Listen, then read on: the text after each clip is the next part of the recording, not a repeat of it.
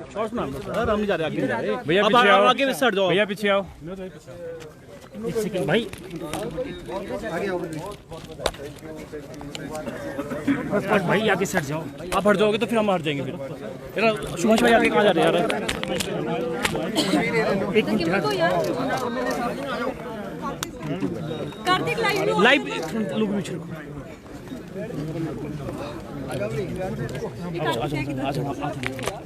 आगे कहाँ जा रहे हो? तुम रुक जाओ यार।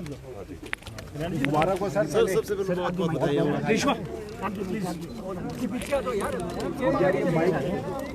आराम से, शांत शांत सर, कितने पकड़ूं मैं? पकड़ना पड़ेगा यार। आपका क्या जूम आ गया ना सर? आप इधर क्या अयो हाजी, हिम्मत भाई ठीक है सर। आईडी नीचे, आईडी नीचे। चलो कोई नहीं, हो गया। किधर किधर किधर को अशोक सर? ठीक है कार्तिक लाइव सर सबसे पहले भाई आप किस तरह से देख रहे हैं सर इन 3 उपचुनावों के परिणाम को?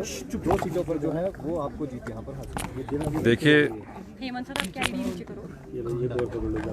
अभी 1 महीना पहले जब लोकसभा के चुनाव हुए तो तीनों विधानसभा क्षेत्रों में भारतीय जनता पार्टी के लोकसभा के प्रत्याशी 15-15 हजार वोटों की लीड से जीते।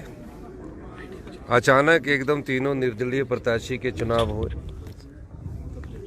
भारतीय जनता पार्टी ने तुरंत प्रभाव से तीनों चुनाव घोषित करवाए और मुझे खुशी है कि हिमाचल की जनता ने जनबल का साथ दिया और धनबल की पराजय हुई। देहरा विधानसभा क्षेत्र से 25 साल से हम कांग्रेस पार्टी वहां चुनाव नहीं जीत पा रही थी। पार्टी प्रत्याशी ने कमलेश ठाकुर को वहां से टिकट दिया और हाई कमांड ने जो सर्वे करवाया उसके आधार पर वो टिकट दिया गया। वहाँ हमारी जीत हुई है।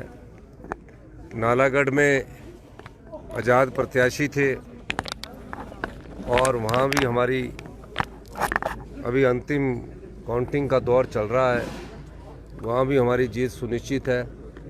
हमीरपुर विधानसभा क्षेत्र में जो अंतिम अभी परिणाम में हम थोड़े पिछड़े हुए हैं, तो हम कह सकते हैं निश्चित तौर पर कि कांग्रेस पार्टी की जो 11 दिसंबर 2022 को सरकार बनी थी उस समय 40 सीटें थी।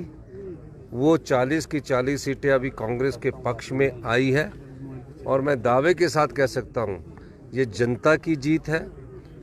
भगवान के आशीर्वाद से, देवी देवताओं के आशीर्वाद से, जिस प्रकार का राजनीतिक षड्यंत्र जनता की सरकार को गिराने के लिए किया गया, 16 महीने से हमने जनता के हित में कार्य किए और जिस प्रकार की राजनीतिक षड्यंत्र का जवाब हिमाचल की जनता ने दिया है वो आपके सामने है।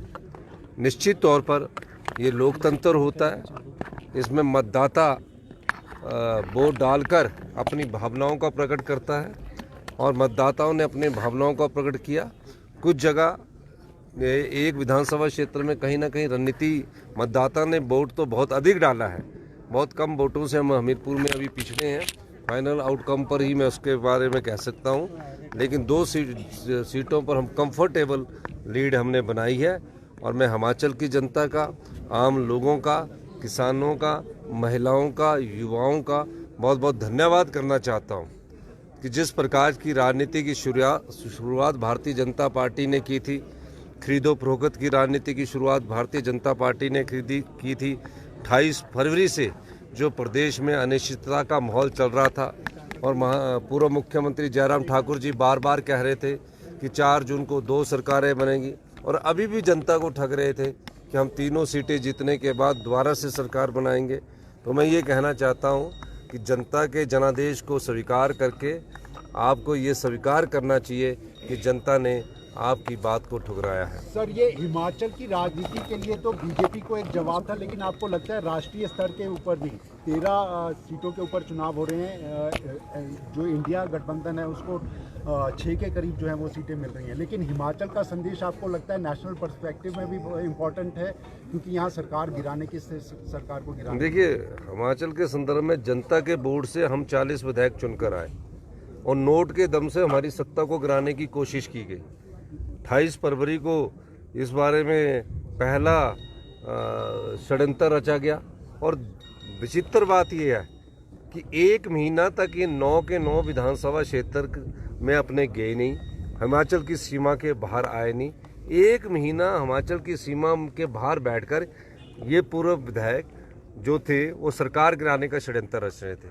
और दूसरी बात, इन 3 निर्दलीय विधायकों को इस्तीफा देने की जरूरत क्या थी? अगर हम काम नहीं कर रहे थे तो वैसे भी वो भारतीय जनता पार्टी के साथ बैठ सकते थे। तो इन निर्दलीय विधायकों पर किस चीज़ का दबाव था? ये सब जनता ने इसका जवाब दिया और करारा जवाब दिया है। तो मैं हिमाचल की जनता का, सभी लोगों का, आप पत्रकार बंधुओं का भी धन्यवाद करना चाहता हूँ, जिन्होंने ये राजनीति की शुचिता को बनाए रखने के लिए और स्वच्छता को बनाए रखने के लिए अपना महत्वपूर्ण योगदान दिया। भविष्य में आने वाले 50 साल में कोई भी पार्टी ताकतवर हो, मैं किसी की बात नहीं करता, जो जनता के बोर्ड से चुनकर सरकार बनाती है और नोट के दम से जिसको गिराने की कोशिश की जाती है, ये जनता का जवाब उन पार्टियों को है। और भविष्य में मेरा मानना है कि आने वाले समय में अब ऐसा हिमाचल की राजनीति में नहीं होगा और हिंदुस्तान की राजनीति के लिए भी ये एक सबक के तौर पर देखा जाना चाहिए। 2 सीटों पर शानदार जीत हुई है, हमीरपुर में कहाँ कमी रह गई? नो, अभी फाइनल रिजल्ट आ रहा है, कुछ वोटों से है, वो तो मैंने आपको बता दिया। धन्यवाद।